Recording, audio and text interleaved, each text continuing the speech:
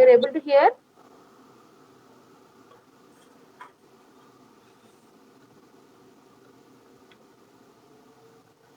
Hello? Yes, ma'am. Shall I Yes, start? ma'am.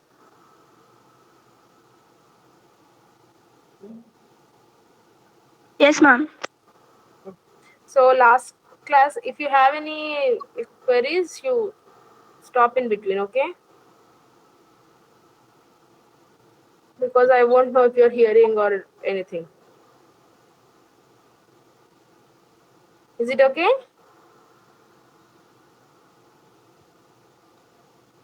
Hello? Yes, Okay. ma'am. Okay, last class we have discussed the extratemporal complications of CSOM. Okay, and as you can see, the classification intracranial, extracranial, extratemporal, and intratemporal and systemic complications. Okay, so this part we have done. We have done yesterday. Last class, extracranial, intratemporal will be your masteritis and all, and extracranial, extratemporal will be your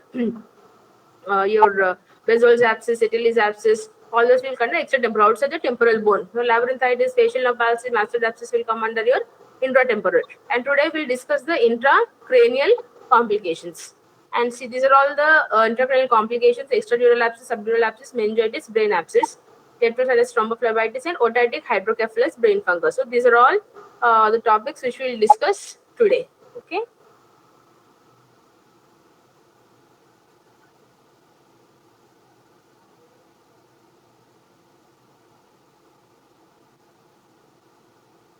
Okay, so coming to meningitis, you might all have an idea about all these symptoms, common symptoms and signs of meningitis or brain abscess, because you might have gone to medicine posting or third semester, I think third or fourth semester, you might have gone, attended the medicine postings. So meningitis, as you all know, all these meningitis abscess will have high grade fevers, except brain abscess. Once the abscess has reached the brain matter proper, it will be subnormal temperature, hypothermia rather than hyperthermia. Okay, that is one important differentiating point. You can see they have a high grade fever with rigors and severe headache and neck stiffness. Okay, because of the meninges involvement, there will be neck stiffness and there will be delirium, irritability, drowsiness, delirium will be there because intracranial involvement and neck rigidity. There will be lot of neck rigidity, and it is signs to design this neck rigidity are Kernigh's and Brudzinski's sign. Okay, Kernigh's, you have to ask the patient to lie down and fold the legs for the abdomen and then extend the legs after he has folded. So he will not be able to do that because it will stretch the meninges and cause a lot of pain. Brudzinski, when you ask the patient to lie down flat and bend the neck, there will be automatic flexion of the legs also. Okay, otherwise there will be, because stretching of meningitis will cause a lot of pain. So there will be reflex flexion of the legs. So these two are your Kernigh's and Brudzinski's sign. They are seen in meningitis because of stiffness or inflammation of the meninges and neck rigidity. These two signs are seen. Okay, and very important, you have to remember them. Papilledema, because of raised intracranial tension, there will be papilledema and lumbar puncture. Okay, same routine meningitis, bacterial meningitis. Picture will be seen in lumbar meningitis, that is raised protein and low sugars and increased cell counts, usually the lymphocytes. And treatment on a broad basis, treatment will be antibiotics with intradural penetration, mainly the ceftriaxones, metronidazole, and gentamicin. Okay, covering gram-positive, gram-negative, and anaerobic organisms. And after you have treated the intracranial complication, then eventually you have to definitely go for radical mastectomy or multiradical mastectomy once the patient is stable, okay, and fit for anesthesia or whatever. And this is how you test for neck rigidity. You flex the neck, and there will be flexion of your legs also. Autogenic brain abscess. 50 to 75% of the brain abscesses in adult and around 25% in children. Okay, these are all autogenic in origin. That is following CSOM or any complications in the ear. Temporal lobe abscess is most common as compared to cerebellar abscess. Okay, dural erosion of the middle cranial fossa that will lead to a temporal lobe, which will be indirect superior to your mastoid. So temporal lobe abscess, and posterior will be your cerebellum. So erosion of the posterior fossa dura that will lead to cerebellar abscess, which is lesser common compared to temporal lobe abscess. And roots, how the infection will go till there is by direct spread by erosion of the bone. There is a tegmen plate that will leave temporal lobe abscess, and Trotman's triangle, one small triangular area in the mastoid bone, erosion of which will directly lead to access of the posterior cranial fossa and the cerebellum. So via Trotman's triangle, erosion of the bone in that area will lead to cerebellar abscess. This is direct spread by erosion of the bone. Second is through retrograde thrombophlebitis. Okay, through the veins, dural veins, retrograde thrombophlebitis from sigmoid sinus or IJV can lead to sinuses. So retrograde spread will lead to involvement of the dural sinuses, superior sagittal sinus and all. So that will lead to again involvement of meninges or extradural subdural abscess. This is your Trotman's triangle. As you can see, anteriorly you'll have a solid angle on the semicircular canals. Posteriorly you will have the sigmoid sinus, and superiorly the superior petrosal sinus. So this area, this small area of the bone within the mastoid, if you drill this or if there is erosion of this will directly gain access into the posterior cranial fossa, where it will harbor the cerebellum in the posterior cranial fossa. So this will lead to cerebellar abscess. This is a pathway to posterior cranial fossa from the mastoid cavity. Here you have to remember the boundaries of the Trotman's triangle. Superiorly, superior petrosal sinus, posteriorly sigmoid sinus, anteriorly the labyrinth, bony labyrinth, or the solid angle is nothing but the angle formed by the semicircular canals. So anteriorly labyrinth or the solid angle will be there, and this area will be a Trotman's triangle. And stages of your odontogenic brain abscess, how the abscess forms and how it evolves. So initially there will be only inflammation, that is encephalitis, and later there will be localization, a small local abscess. Only localizing signs will be there. Later there will be expansion of the abscess. Okay, the abscess will start growing in size. Okay, increase pus accumulation and it will grow in size. That will lead to raised intracranial tension because it is space occupying lesion. That will lead to increased space and raised intracranial tension and focal signs, or whichever site of the brain it is involving, temporal lobe or cerebellum, whichever is involving, that focal signs will develop depending on the region involved. So this is the stage where you get majority of the clinical features, and then finally the abscess will grow, and one finally it will rupture. Okay, that rupture of the abscess will lead to fatal meningitis and encephalitis. Stages of brain abscess. So you can see it is initial inflammation, a small abscess formation, then it will grow, expansion of the abscess, then eventually it will rupture either into the arachnoid space or outside or into the brain matter. Clinical features of raised intracranial tension. As you all know, severe persistent headache, more in the morning, projectile vomitings will be there, headache, vomiting, irritability, classic symptoms. And then blurring of vision because of papilledema. Because of raised intracranial tension, there will be edema. Okay, edema of the fundus that will lead to papilledema and blurring of the vision. Bradycardia and subnormal temperature. As I told you, usually all other fevers, your meningitis, extradural abscess, lateral sinus thrombophlebitis, CSOM per se, mastoiditis, all these have fever with tachycardia. Okay, but only brain abscess, cerebellar, temporal lobe, whatever it is, brain abscess will have your bradycardia and subnormal temperature. Remaining symptoms will be same. Your headache, vomiting, blurring of vision, delirium, coma and all will be same for all other complications. And focal signs, as I told you, you will have focal signs and signs of raised intracranial tension. So these are all signs of intracranial tension, and these were specific for brain abscess. And focal signs. Focal signs is if the abscess is involving temporal lobe, you will have nominal aphasia, contractic homonymous hemianopia, epileptic seizures, pupillary dilatation, hallucinations of smell and taste, and contralateral hemiplegia. And if it is involved with cerebellum, you'll have all the signs of cerebellar dysfunction: nystagmus, weakness, hypotonia, ataxia, tremors, fast pointing, dysdiadochokinesia. All this will be there. Signs of cerebellar involvement, and these are all the focal signs when temporal lobe is involved. This you have to remember. Next, what are the bacteria? Okay, these are all the signs and symptoms. Symptoms of raised intracranial tension and the focal neurological signs, symptoms and signs. Okay, and now we see what bacteria can cause can cause this brain abscess. Same, the flora which can cause the CSOM and eventually lead to complications, mainly anaerobic streptococcus pneumoniae, staph, proteus, E. coli, pseudomonas. Okay, these are all the causative organisms in this brain abscess, and mainly you have pseudomonas, streptococcus pneumoniae. Okay, these are the most commonly seen organisms leading to brain abscess. And how do you investigate? You have seen the pathogenesis of the brain abscess, clinical features, symptoms, and signs. Okay. Now, investigations and management. How do you investigate? Obviously, you have to get a CT of the brain, MRI of the brain, and if you're suspecting abscess, you have to get a contrast CT or contrast MRI of the brain. So, CT will define the size, and staging of the abscess, and you can observe the progression of the abscess is evolving or regressing, and other associated intracranial complications also can be seen.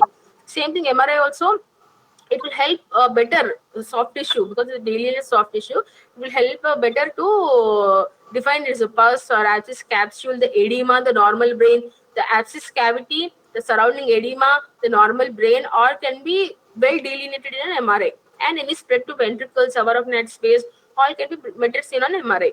And see, when there is raised intracranial tension, you are doing a lumbar puncture, it will cause sudden decompression and coning, tentorial herniation. So you should never do lumbar puncture when they are suspecting increased intracranial pressure, raised intracranial tension. Avoid a lumbar puncture. Okay, lumbar drain you can use, but lumbar puncture and decompressing should be avoided. Okay, it will lead to sudden decompression, will lead to herning, coning, or tentorial herniation. That will lead to brainstem herniation and sudden death. And as you can see, a localized abscess in the temporal lobe. Okay, this is the abscess cavity in the temporal lobe. And here you can see in the posterior cranial fossa, mostly in the cerebellum. See, this is the ear, as you can see. Ear, all mastocytitis, and it has eroded the posterior cranial fossa and the dura, and this has formed an abscess. Okay, so this is cerebellar abscess, and you can also see abscess in the mastoid region. This is also, there is a mastoid abscess, subperiosteal abscess, and mastoid abscess, and a cerebellar abscess in this CT. Medical treatment will be, so after investigations, all the routine investigations you have to do, your blood CBP, blood cultures, and any passes there from the ear, pus culture sensitivity, ear examination, audiograms, all this have to be done. And in addition to that, CT mastoids and your CT and MRI of the brain also, and if suspecting an abscess, with contrast. Medical treatment will be high dose, broad spectrum antibiotics, ceftriaxone, metronidazole, and gentamicin. As I've already told you, with the intracranial penetration, intradural, these antibiotics have to penetrate the dura and gain access to the brain. So that antibiotics you have to choose and give. And dexamethasone to decrease the edema, and mannitol to decrease the intracranial tension. IV mannitol, IV dexa, and anti-epileptics or brain involvements and any head injuries or all these pathologies. We start anti-epileptics, mostly phenytoin, eptoin we have to start. And antibiotic ear drops, and never, don't forget the ear, because just you're having a complication. The root of the complication, as it is ear also, your antibiotics will act against the ear pathology also. So in addition, you can give antibiotics and oral toileting. Surgical treatment will be repeated burhole aspirations, okay, and excision of the brain abscess with the capsule. If it's an organized brain abscess with the capsule, that has to be removed. And if there is a pus, IND, burholes, you have to do a burhole and drain the abscess. And once the patient is stable, the complication has been addressed, then you have to eventually do a radical or the modified radical mastectomy and treat the origin, treat the cause of the complication. Then comes your lateral sinus thrombophlebitis. Lateral sinus is nothing but your sigmoid sinus will join with the transverse sinus, and that is called the lateral sinus. Okay. Usually, you can see here the superior sagittal sinus. Here will be the inferior sagittal sinus, not given here, and that will continue as a transverse sinus and sigmoid sinus. Okay. So this is your transverse sinus. This is your sigmoid sinus. Usually, sigmoid sinus also is called lateral sinus. And erosion, what's the pathogenesis of this lateral sinus thrombophlebitis? How does this lateral sinus thrombophlebitis form? Following mastoiditis, there will be, as you all know, the posterior limit of your mastoid will be your sigmoid sinus, okay, and it will be covered with a bony plate, obviously. So first there is erosion of the bony plate over the sigmoid sinus, then there will be perisinus abscess. The abscess will gain, that is the mastoid abscess will gain access to the lateral sinus and form a perisinus abscess. Then because of that, there will be inflammation of the outer wall. As you all know, 3 layers of the vessel, tunica externa, media interna. So inflammation of the outer wall will be there. then it will lead to inflammation of the endothelial layer or the endophlebitis, tunica interna, or the endophlebitis. Once there is inflammation of the vessel wall, as you all know, that will lead to thrombus formation, and the thrombus will increase in size, and that will cause occlusion of the sinus lumen. Okay, and once this such a big thrombus is formed, eventually it will develop. There will be small abscesses developing within the thrombus that will lead to intrasinus abscess formation. And once the intrasinus abscess forms, the thrombus will rupture. Okay, and it will throw embolus. So that will form a propagating infected thrombus. Okay, the thrombus will break down because of this abscess formation, and once the thrombus breaks, it will embolus. It will embolus into different organs. Okay, so that is how your pathogenesis of the sigmoid sinus thrombophlebitis. Very important. Okay, erosion of the plate, then perisinus abscess, then inflammation of the outer wall, then inflammation of the endothelial layer, endophlebitis, then for thrombus formation and a big thrombus occluding the lumen, then perisinus or intrasinus abscess, that will lead to disruption of the thrombus and embolus formation. As you can see, superior sagittal sinus, transverse sinus, sigmoid sinus. This will be superior petrosal sinus. Petrosal sinus will connect this to the cavernous, superior and inferior petrosal sinuses. Will communicate with this is a cavernous sinus. Okay, cavernous sinus. The pathogens, initially the perisinus abscess, the inflammation of the outer wall, then thrombus formation, big thrombus occluding the vessel, and in sinus abscess forming within the thrombus that will cause disruption of the thrombus and embolus formation. Spread of the thrombus. Once it has thrombus has broken down, it has embolized, it can go anywhere. Okay, it can go either distal or proximal. Proximally, it can involve the superior sagittal sinus that will lead to hydrocephalus, okay, or increase intracranial tension. And it can go to cavernous sinus through the suprapetrosal sinus, and that will lead to cavernous sinus thrombosis and proptosis. Or it can go to the mastoid emissary vein that because Grisinger's sign. Grisinger's sign is nothing but edema and inflammation of the post-auricular region because of involvement of the mastoid emissary vein. This is the Grisinger's sign seen in mastoid lateral sinus thrombophlebitis. So this here you can see this is a lateral sinus thrombophlebitis. Proximal here, if the thrombus can spread here, it is superior sagittal sinus into the transverse sinus and petrosal sinus into the cavernous sinus. All this can be involved. Distal is mainly you have the internal jugular vein. Okay, it can cause jugular venous thrombosis and subclavian vein. Beyond the subclavian vein thrombosis, this can cause pulmonary thromboembolism and septicemia because the vascular component has been involved, lead to bacteremia and septicemia. Clinical features will be, see, there will be high grade fevers with rigors, intermittent. Okay, only intermittent you have high grade fevers, and between the episodes, patient will be fine. So the temperature will be normal. This is called the picket fence type of the fever. Okay, and this rise in the temperature corresponds to the release of the embolus. Whenever there is breakage of the thrombus and release of the embolus, so the embolic shower will correspond to your rise in temperature. Whenever you have embolic shower, there will be high grade of temperature with rigors, and once it subsides, your fever also will subside. Okay, the pitting edema or the retromastoid area or occipital bone is due to mastoid emissary vein thrombosis, also called Grisinger's sign. And if the embolus is thrombus is spreading along the IGV, you'll have tenderness along the internal jugular vein and headache and anemia. Anemia is seen in lateral sinus thrombophlebitis. One more important point: Grisinger's sign and anemia are classical features of lateral sinus thrombophlebitis, not seen in any other pathologies in ear. See, meningitis, you can see high grade fevers. If 37.5 normal temperature, you'll have temperature will be constantly high, up and down, but it will not come to the normal in meningitis. Whereas in lateral sinus thrombophlebitis, the temperature will go very high, but again it will come to normal. Okay, once the emboli are released, again the patient will be, temperature will come to normal. Again, when the embolus are released, suddenly it will go very high, and after the release of the emboli has subsided, again it will come back to normal. Okay, but in meningitis, it will not come to normal. It will increase and decrease, but it will always be above the normal temperature. Okay, that's the difference. In brain abscess, as I told you, it will have hypothermia, not hyperthermia. It will not be fever. It will be subnormal temperature. Okay, in brain abscess. So as you can see, this is a picket fence. This is a fencing which we put. Okay, you're not saying our environment per se. Usually they'll picket fence. This type of fencing will be seen in the US.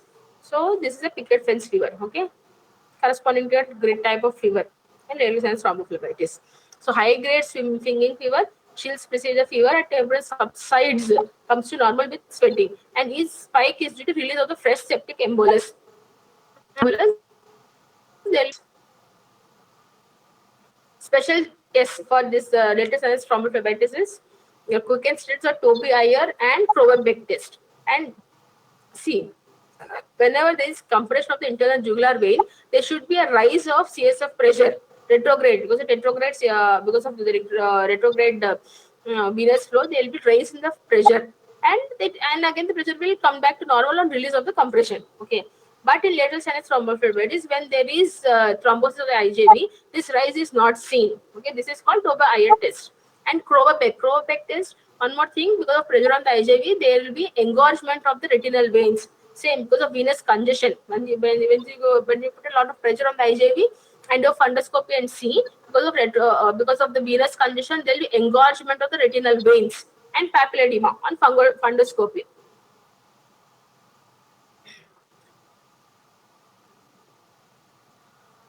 Here you can see they're connected to a manometer, and once you put pressure on the jugular, once you put pressure or compress jugular vein, there will be increase in the CSF pressure, whereas there is no rise in the CSF. When there no rise in CSF pressure, when the jugular vein is thrombosed, already thrombosed, so even if you put pressure, it will not be transmitted, so there is no rise in the CSF when you press the IJV. And you can see there is venous dilatation and papillary. You can see the edema, hazy edematous picture of the on fundoscopy retina. This is a retina on your fundus examination. Investigations: how will you for latest sinus thrombophlebitis? You have to do a lumbar puncture to rule out any meningitis. Same, if there is meningitis, you will get a picture of bacterial meningitis, raised proteins and low sugar and raised cell counts. So, lateral sinus thrombophlebitis is progressing to meningitis or no, we have to see. And then CT brain or MRI brain with contrast, will see a delta sign or empty triangle sign because of decreased because of the thrombus. Because of thrombus, then the blood flow will not be there in that in the region of the lateral sinus. So that will form a triangle or that will not be that will not be seen with the contrast. The contrast will not be seen there. So that will empty triangle or a delta sign will be seen because of thrombus formation. Because of thrombus, the contrast will not reach that area.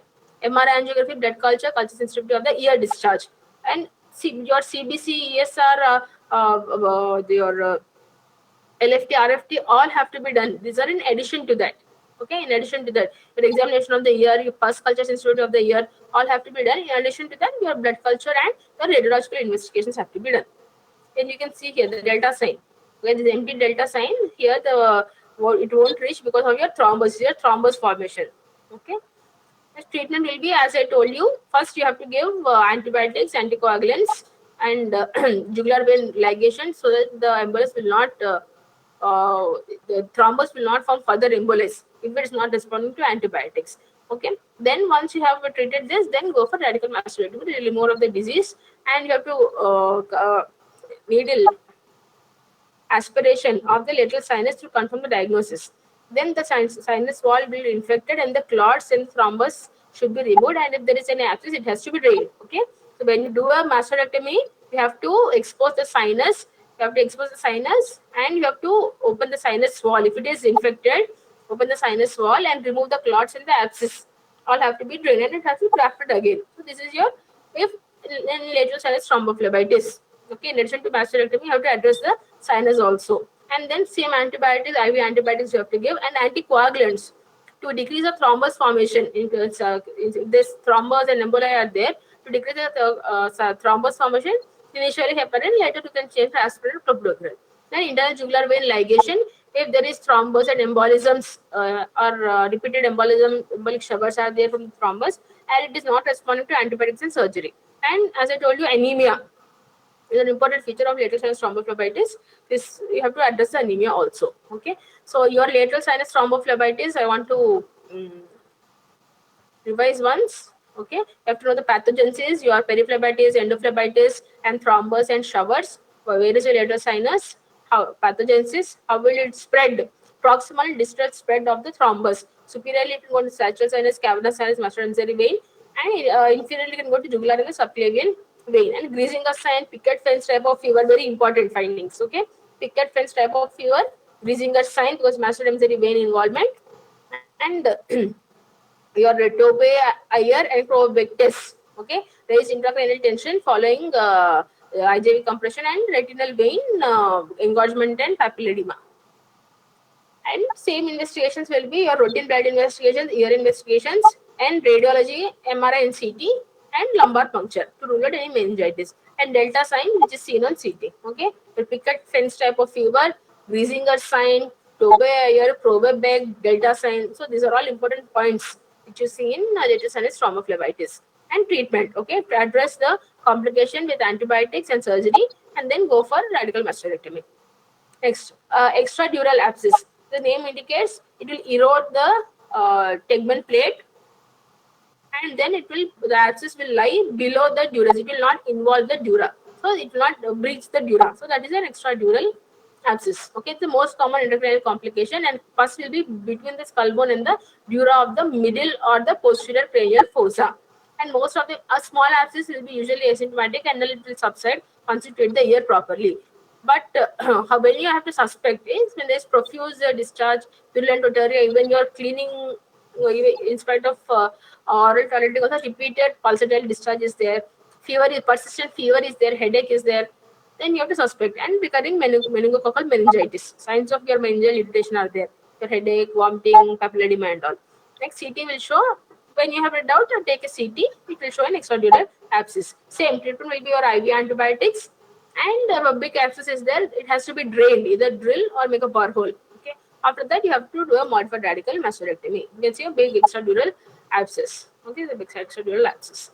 Subdural abscess, it will breach the dura, and it will lie below the dura and between the arachnoid. Between the arachnoid and the dura mater, you will have the abscess. Collection of pus between the dura and the arachnoid by erosion of the bone and the dura. As you can see, the bone and the dura both will be eroded. Only then it will lie beneath the arachnoid.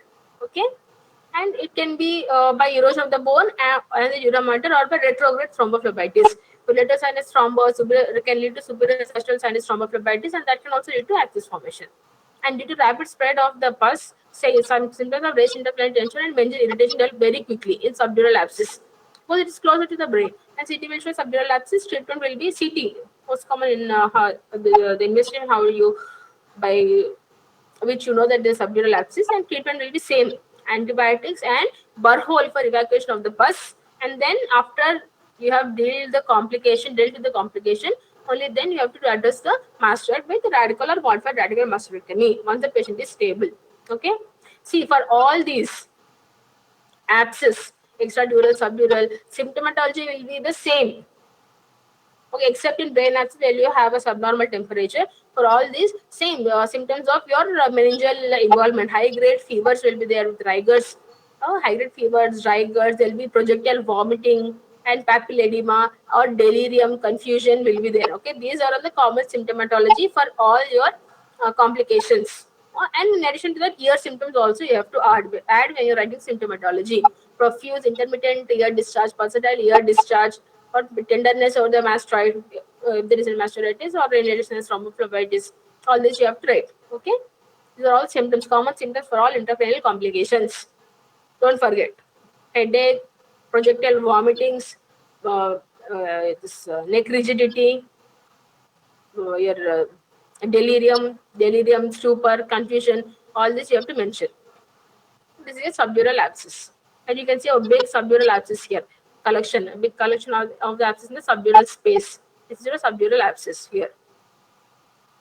This otitic hydrocephalus is nothing but raised intracranial tension or benign increased intracranial pressure or benign intracranial hypertension.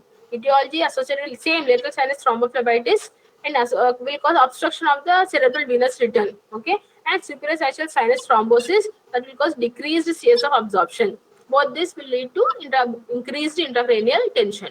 And clinical features will be same clinical features: severe headache, vomiting, blurred vision, papilledema, optic atrophy, absent nerve palsy, and diplopia are because These are the first signs seen in raised intracranial tension. Okay, you should not think that there is an abscess and all.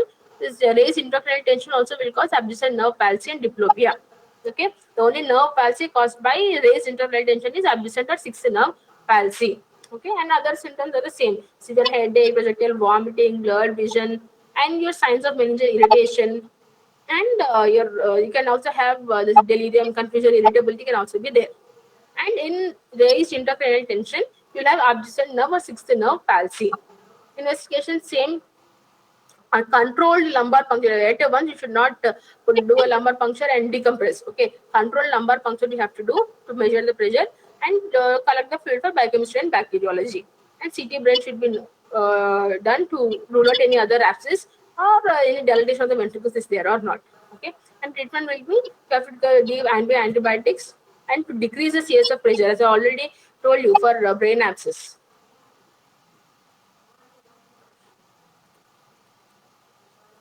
We have already discussed for your brain abscess, you have to give dexamethasone for edema and mannitol to decrease the increased intracranial tension, and phenytoin for anti-epileptic, and antibiotics, ear drops, and also antibiotics to treat the complication and also the ear pathology both. So this management you have to mention for all intracranial complications, because your extradural abscess, meningitis, subdural abscess, brain abscess all can lead to your all can give episodes of fits. That's why you have to use anti-epileptics. Okay, and anything can lead to less intracranial tension. That's why you have to use mannitol also. And obviously, all of them will lead to edema. So you have to give dexamethasone to decrease the edema. Okay, so this treatment you have to mention for all intracranial complications, not only for this brain abscess. Okay, and but the signs, localizing signs, will be confined only to temporal lobe and cerebellum abscess. Okay. Okay, coming back to your extradural, subdural, and otitic hydrocephalus. So same thing, otitic hydrocephalus, increase intracranial tension. All your clinical features will be there, and investigations will be controlled lumbar puncture, CT brain, and first treatment of your lateral sinus thrombophlebitis for IV antibiotics and radical mastectomy and opening the sinus if necessary. And decrease CSF pressure. How will you decrease pressure? By dexamethasone, mannitol, and repeated lumbar puncture or lumbar drain. Okay, and ventriculoperitoneal shunt. Okay, there is dilatation of the ventricles. You can do a VP shunt. VP shunt, so it will decrease the CSF pressure. Brain fungus. This is prolapse of the brain into the middle ear cavity. Okay, when there is erosion of the dural plate, what will happen? Your brain will herniate into the mastoid cavity. Okay, into the mastoid cavity. It's called brain fungus. Most commonly, it was seen in pre-antibiotic era when there is no proper antibiotics, but nowadays it is rarely seen. Okay, only in resistant infections and immunocompromised hosts only it is seen. So, the diagnosis is same by a CT scan. Once you do a CT, will see erosion of the brain and prolapsing of the brain into the mastoid bone. Treatment is you have to address all the necrotic tissue have to be removed, and the healthy brain should be replaced into the cranial cavity, and repair the bone defect, okay, with a cartilage or a cartilage grafting have to be done to repair the bone defect. Okay, here you can see there is erosion and a brain, the brain matter fungating into the mastoid cavity. Okay, this is a brain fungus. So these are all the intracranial complications which we have dealt now. Okay, thank you. Hello,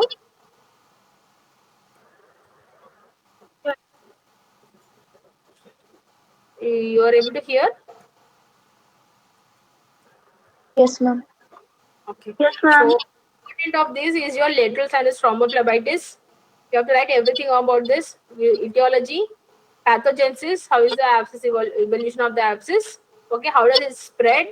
What are the symptoms and signs? Symptoms and signs you have to write. In signs you have to write, mention this Tobear and Probeck test. Okay, don't forget. And investigations and management.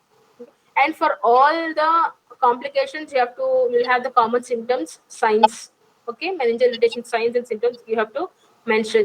And in addition to your radiological investigation, except for your subdural abscess, CT and MRI, you have to mention investigations pertaining to ear also. Okay, ear examination, ear pus, okay, audiogram if patient is stable, CT mastoids, and then your CT brain, MRI brain with contrast and all you have to mention. Don't forget the ear. Right? You have to address the ear also.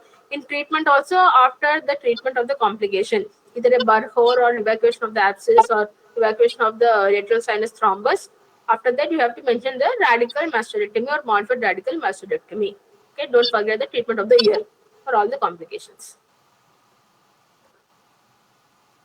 Okay, so we have discussed the intracranial complications. Any doubts, anybody?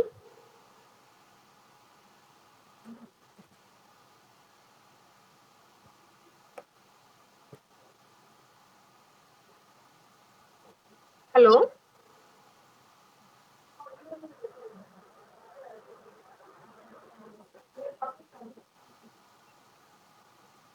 Any doubts?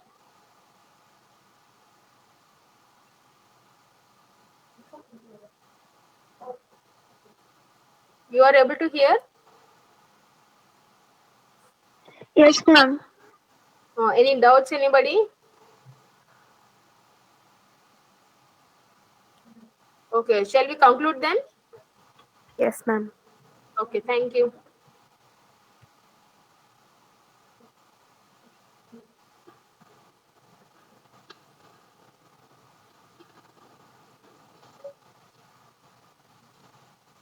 This conference is no longer being recorded.